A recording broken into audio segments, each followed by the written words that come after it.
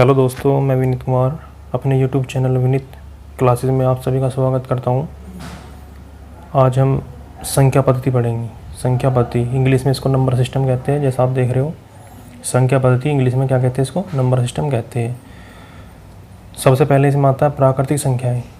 जो संख्या श्रेणी 1 से शुरू होती है, जैसे 1, 2, 3, 4 इन्फिनिटिव तक, उनको प्राकृतिक संख्या कहते हैं। दूसरे नंबर पर आता है पूर्ण संख्याएँ। ये जो प्राकृतिक संख्याएँ हैं, इनको इंग्लिश में नेचुरल नंबर भी कहते हैं, नेचुरल नंबर। इसके बाद दूसरे नंबर पर आती है पूर्ण संख्याएँ, जिनको इंग्लिश में इंटीजर बोलते हैं। जो संख्या श्रेणी 0 से शुरू होती है, वे पूर्ण संख्याएँ कहलाती है। प्राकृतिक संख्याएँ और पूर्ण संख्याएँ में केवल 0 का डिफरेंस होता है। यानी कहने का मतलब ये है कि जो संख्या श्रेणी 1 से शुरू होती है, वो तो नेचुरल नंबर अर्थात प्राकृतिक संख्या कहलाती है, और जो संख्या श्रेणी 0 से शुरू हो जाती है, वे पूर्ण संख्या होती है। पूर्ण संख्या 2 तरह की होती है, एक धन पूर्णांक होती है और एक ऋण पूर्णांक, यानी कि पॉजिटिव और निगेटिव वाली। तीसरे नंबर पर आती है आपकी सम संख्याएँ। सिंपल सी चीज़ है एकदम, जो संख्या 2 से विभाजित हो जाए, यानी कि जिस संख्या को आप 2 से काट देते हो या कट जाए जो संख्या, वो सम संख्या कहलाती है। इंग्लिश में इसको इवन नंबर कहते हैं, जैसे 2, 4, 6, 8, 10 इन्फिनिटी तक। ठीक है। इसके बाद आप देखोगे विषम संख्याएँ। इंग्लिश में इसको ऑड नंबर कहते हैं। जो संख्या 2 से विभाजित ना हो, यानी कि सम तो 2 से विभाजित हो जाए और विषम 2 से विभाजित ना हो, जैसे 1, 3, 5, 7, 9 इन्फिनिटी तक, इनको विषम संख्या बोलते हैं। तो पहली नेचुरल नंबर यानी कि प्राकृतिक संख्या है, जो श्रेणी 1 से शुरू होती है। दूसरी पूर्ण संख्या है, जो 0 से शुरू होती है, 0 से शुरू होती है। तीसरी सम संख्या है, 2 से कट जाए।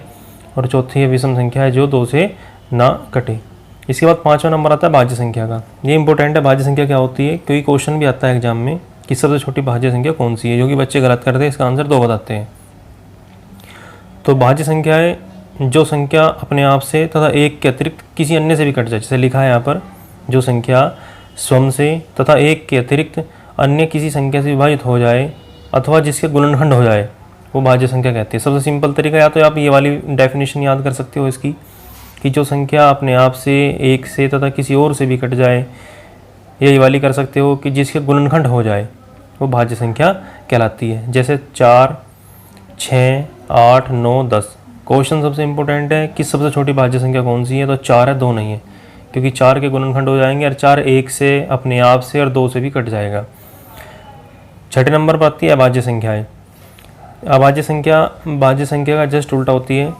जो संख्या स्वयं तथा 1 के अतिरिक्त अन्य किसी संख्या से विभाजित ना हो, बिल्कुल उल्टा है इसका, अथवा जिसके गुणनखंड ना हो, जैसे 2, 3, 5, 7, 11 आदि। इसके बाद 7वां नंबर आता है परिमेय संख्या। 7वां नंबर किसका आता है, परिमेय संख्या का।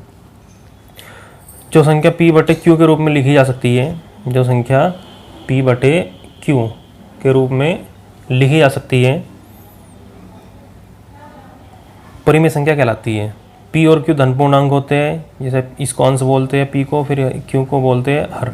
P को क्या बोलते हैं, P अंश कहलाता है और Q कहलाता है हर। दोनों धन पूर्णांक होते हैं, लेकिन यहाँ पर एक शर्त होती है, Q does not equal to 0, यानी कि जो Q होता है does not equal to 0, Q 0 के बराबर नहीं होना चाहिए। जैसे 5, 7, 5/3, 22/7, 3/4 आदि।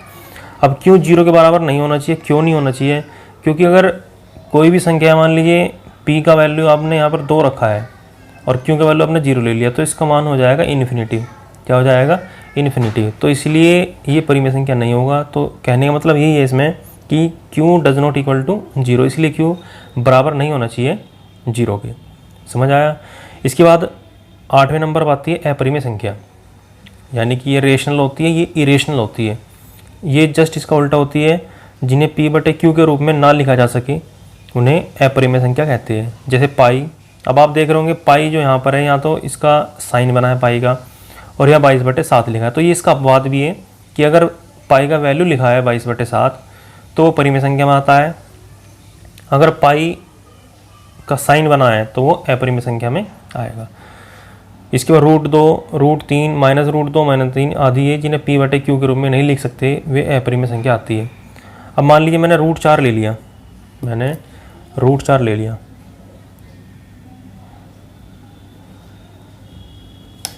√4 ले लिया, ठीक है।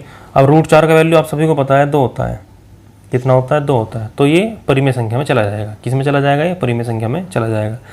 तो ये संख्याओं के बारे में कुछ जानकारी है जो कि जब चैप्टर शुरू करते हैं संख्या पद्धति उसमें स्टार्टिंग में आता है। ये इम्पोर्टेंट भी है, आपको इनके बारे में पता भी होना चाहिए। फिर इससे ही आगे की क्लास, इसके बाद जो आगे क्लास है वो स्टार्ट करेंगे, ठीक है। लेकिन ये मैं आपको जो ये संख्या पद्धति चैप्टर है ये बेसिक से पढ़ा रहा हूँ, बिल्कुल आराम से, शुरुआत से। जिस बच्चे ने पहले नहीं पढ़ा उसके आसानी समझ में आ जाए। बेसिक कॉन्सेप्ट है सब।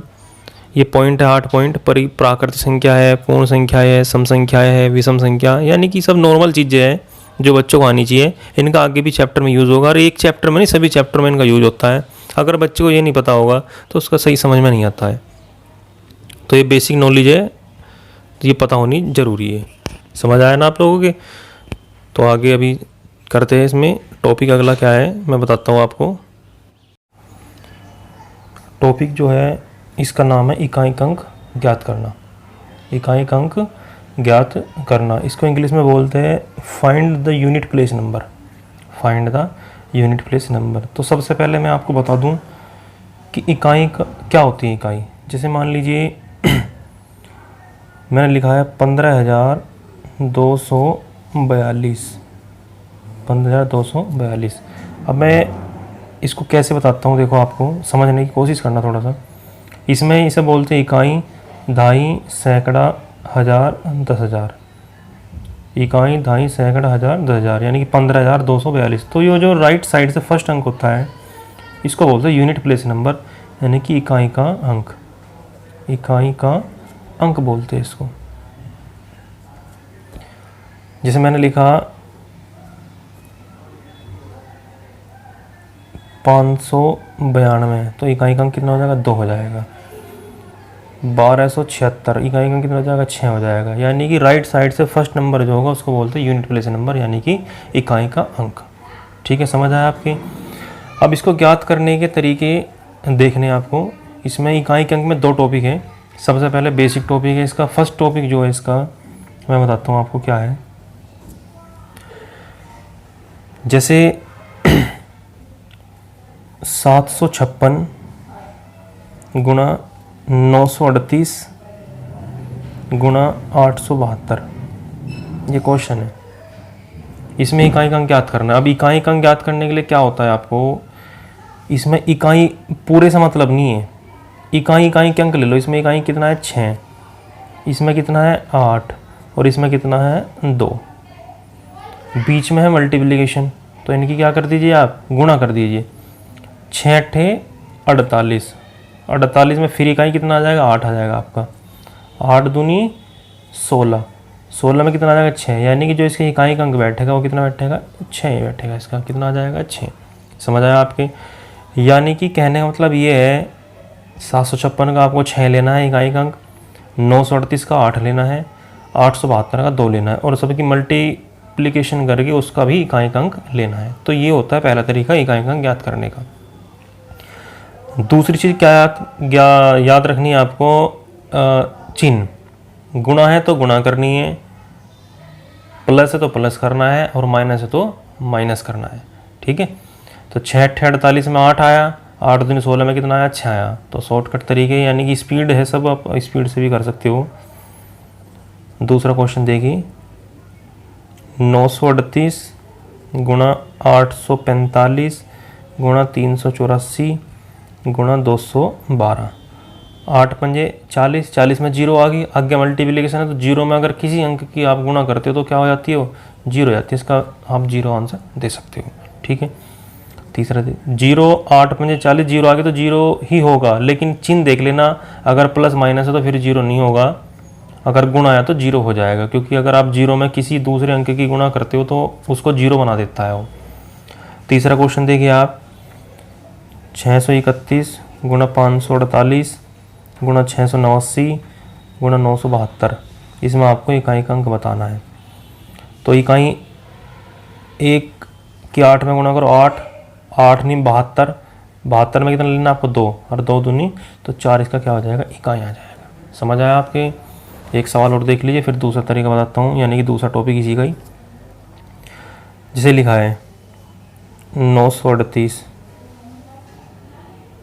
गुणा 845 प्लस 642 गुणा 729 गुणा 212। इसमें इकाई अंक बताना है। अब 8 पंजे 40, लेकिन आगे प्लस है, तो 8 पंजे 40 में तो आपको इकाई 0 मिलेगी, यहाँ प्लस लगाइए आप।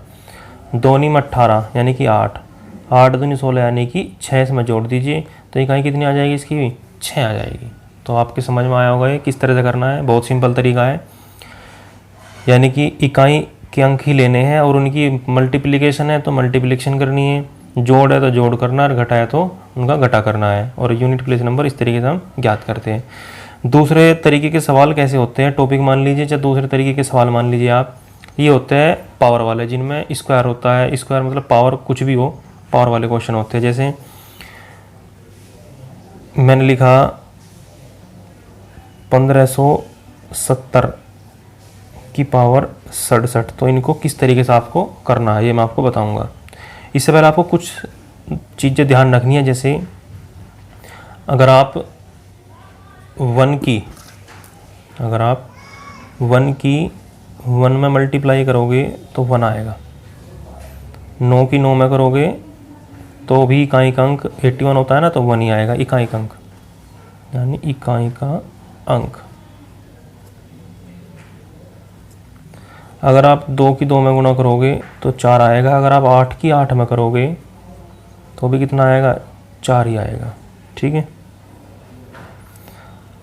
3 की 3 में करोगे तो 9 आएगा इकाई का अंक, और 7 की 7 में गुणा करोगे तो भी 9 ही आएगा इकाई का अंक। ध्यान रखना थोड़ा सा, है ना। अगर आप 4 की 4 में करोगे तो 6 आएगा, और 6 की 6 में करोगे तो भी कितना आएगा? 6 ही आएगा। और 5 की 5 में करोगे तो कितना आ जाएगा? 5 आ जाएगा। ठीक है। यानी आप एक चीज़ देख रहे होंगे यहाँ पर, आप 1 की 1 में गुणा करो तो इकाई का अंक 1 ही आता है। ठीक है। आप 5 की 5 में कर रहे हो तो भी 5 ही आ रहा है, और 6 की 6 में कितनी बार गुणा कर लो आप, इकाई का अंक 6 ही आएगा। और एक 0 होता है, 0 की 0 में गुणा करके आपका क्या आ जाएगा? 0 ही आ गया। यानी कि आपको ये अंक याद रखने हैं। एक तो 1 हो गया, एक तो कितना हो गया? 1 हो गया। एक हो गया आपका 6, एक हो गया 5, रह गया 0, यानी कि 1 0 5 और 6, यानी कि आप शॉर्ट ट्रिक ये है इसकी 10 56। यानी कि अगर पावर वाले क्वेश्चनों में इकाई में या तो 1 आ रहा हो, या 0 आ रहा हो, या 5 आ रहा हो, या 6 आ रहा हो, तो उनका इकाई का अंक ये खुद ही होते हैं, मतलब ये स्वयं ही होते हैं। जैसे ये लिखा था क्वेश्चन मैंने 1570 की पावर 67, तो यहाँ पर इकाई में 0 है तो इसका इकाई का अंक 0 ही आएगा। या 121 की पावर 89, तो इसका में इकाई का अंक 1 है तो यहाँ 1 ही आएगा।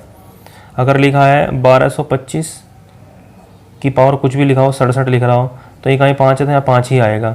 अगर लिखा है 166 की पावर कुछ भी लिखा है 88 लिख रहा है, तो इकाई कितना अच्छा है तो यहाँ 6 पर ही आएगा। तो आपको ये 4 अंक याद रखने हैं, 1 0 5 और 6, यानी कि 10 56। अगर पावर वाले क्वेश्चनों में इकाई में आ रहे हैं 1 0 5 6 में तो कोई सभी, तो उनका इकाई का अंक वे खुद होते हैं, जो होता है स्वयं के स्वयं होते हैं। लेकिन अगर इनसे अलग आ रहे हैं तो उनका तरीका समझ लीजिए क्या होता है। अगर इनसे 1 0 5 6 से अलग आ रहा है तो उनका तरीका होता है, जैसे 952 लिखा है, 952 की पावर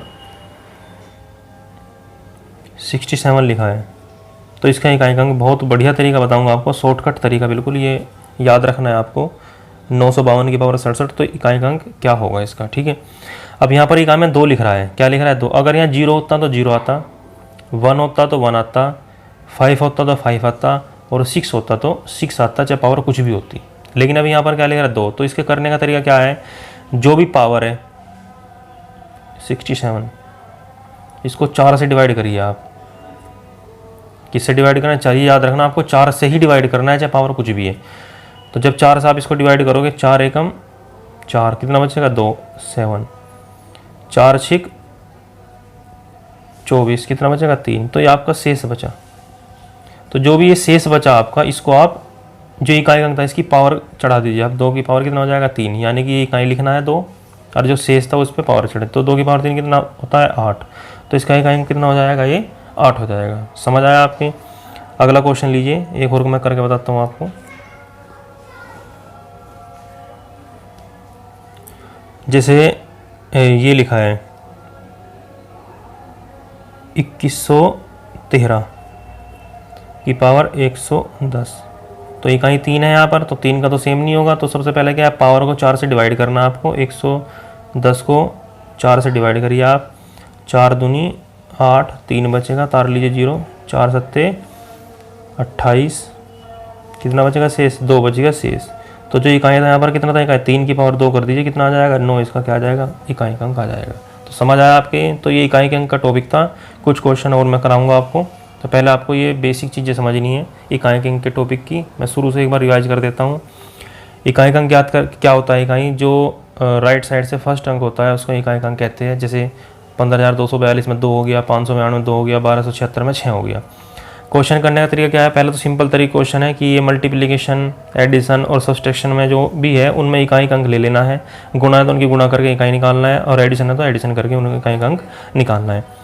इंपॉर्टेंट बहुत ज़्यादा ये है, जो पावर वाले क्वेश्चन होते हैं मैंने आपको बताया कि 1056 अगर आ रहा है, क्यों आ रहा है, 1 की 1 में मल्टीप्लाई कर लो 1 ही आएगा, 66 में 6 आएगा, 5 की 5 में 5 आएगा, और 0 की 0 में 0 आएगा। तो 1056 जहाँ भी आ रहा हो इकाई में तो उसका अंक इकाई का अंक वो का वही होता है। जैसे यहाँ पर 0 है तो 0 होगा, 1 है तो 1 होगा, 5 है तो 5 होगा, 6 है तो 6 होगा। अगर इनसे अलग कुछ और होता है, जैसे 952 की पावर 67 लिखा है, तो तरीका समझ लीजिए, बहुत सिंपल तरीका है।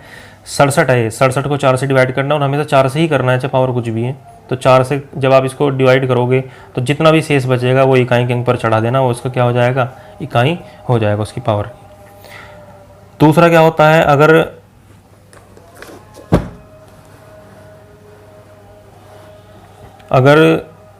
आप 4 से डिवाइड कर रहे हो और वो शेष नहीं बच रहा है, जैसे 1264 की पावर 68 को आप 4 से डिवाइड करोगे, करिए 4 से डिवाइड करोगे इसको डिवाइड आप, 4 एकम 4 तो 2 बचेगा, 4 7 28, तो पूरा कट गया, यानी कुछ भी शेष नहीं बचा, यानी कि 0 शेष बचा। तो पावर जो है ये इकाई जो अंक 4 है 0 नहीं चढ़ानी। अगर पूरा पूरा कट जाता है, कुछ शेष नहीं बचता है, तो पावर फिर 4 चढ़ानी है।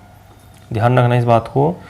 अगर शेष बच रहा है कुछ तो पावर शेष ही चढ़ानी है जो शेषफल है। लेकिन अगर कुछ शेष नहीं बच रहा है, शेषफल 0 बच रहा है, तो 0 नहीं चढ़ानी, फिर आपको शेषफल जो नहीं बचेगा कुछ भी तो वो पावर 4 ही कर देनी है। उसकी पावर कितनी कर देनी है 4।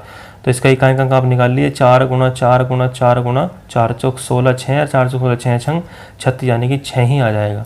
कितना आ जाएगा 6 ही इसका इकाई का अंक आ जाएगा। अगला क्वेश्चन देखिए, एक बार और कोई बता देता हूँ आपको। देखो कुछ भी ले लीजिए, जैसे 1239 की पावर आप ले लीजिए 64।